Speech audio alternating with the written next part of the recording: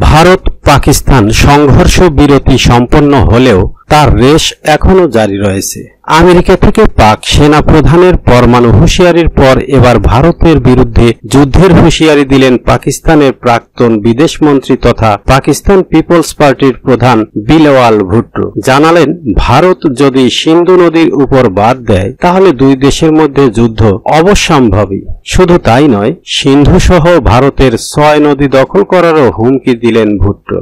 পহেলগাঁওয়ে জঙ্গি হামলা ও 26 জন পর্যটকের মৃত্যুর পাল্টা অপারেশন সিঁদুরের পাশাপাশি পাকিস্তানের বিরুদ্ধে একাধিক কড়া পদক্ষেপ নিয়েছে ভারত, যার মধ্যে অন্যতম 1960 সালের সিন্ধু জল চুক্তি বাতিল করা হয়েছে। সিন্ধুতে বাঁধ নির্মাণ করা হবে বলে জানিয়ে দিয়েছে ভারত। এর প্রেক্ষিতে যুদ্ধের হুমকি দিয়ে ভুট্টো বলেন, যদি ভারতের প্রধানমন্ত্রী নরেন্দ্র মোদী সিন্ধু নদীর উপর কোনো রকম কাটাছেঁড়া করেন তাহলে তা আমাদের ইতিহাস, সংস্কৃতি ও আমাদের সভ্যতার উপর হামলা। পাকিস্তানের প্রাক্তন বিদেশমন্ত্রী আরও বলেন, যুদ্ধ বাদলে পাকিস্তানের মানুষের ক্ষমতা রয়েছে মোদীর মোকাবেলা করার। আর একবার ভারতের সঙ্গে যুদ্ধ হলে পাকিস্তান সিন্ধু ও তার সবকটি উপনদী দখল নেবে। ভুট্টোর এই হুঁশিয়ারি এমন সময়ে এলো যখন আমেরিকার মাটিতে দাঁড়িয়ে পরমাণু হামলার হুঁশিয়ারি দিয়েছে পাক সেনাপ্রধান।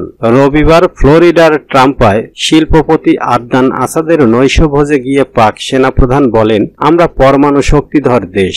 যদি মনে হয় আমরা ধ্বংসের পথে এগোচ্ছি তবে অর্ধেক বিশ্বকে সঙ্গে নিয়ে আমরা ধ্বংস হব। সিন্ধুর ওপর বাঁধ প্রসঙ্গে মুবিন আরো বলেন, ভারত বাঁধ তৈরি করুক, আমরা অপেক্ষা করব। যখন বাঁধ তৈরি করা হয়ে যাবে আমরা 10টি মিসাইল ছুড়ে সেই বাঁধ ধ্বংস করে দেব। সিন্ধু ভারতের পৈতৃক সম্পত্তি নয়, আমাদের কাছেও ক্ষেপণাস্ত্রের কোনো অভাব নেই। সই করে ভারত ও পাকিস্তান। চুক্তি অনুযায়ী বিতস্তা ও চন্দ্রভাগার জলের উপরে পাকিস্তানের অধিকার 80%, ভারতের 20%। তবে চুক্তির শর্ত অনুযায়ী ভারত ওই জল ব্যবহার করলেও তা আটকাতে পারবে না। কিন্তু দীর্ঘদিন ধরে নয়াদিল্লির দাবি ছিল সিন্ধু জল চুক্তিতে সংশোধন করতে হবে। এই নিয়ে আন্তর্জাতিক মঞ্চে নালিশ জানানো পাকিস্তানের কূটনৈতিক কৌশল হয়ে ওঠে। গত বছর সেপ্টেম্বর মাসে এই চুক্তিতে সংশোধন চেয়ে ইসলামাবাদকে কড়া নোটিশও পাঠায় ভারত। তবে পহেলগাঁও হামলার পর সিন্ধু জল চুক্তি নিয়ে চরম পদক্ষেপ করছে ভারত। ভারতের এই পদক্ষেপকে যুদ্ধ ঘোষণার সমকক্ষ বলে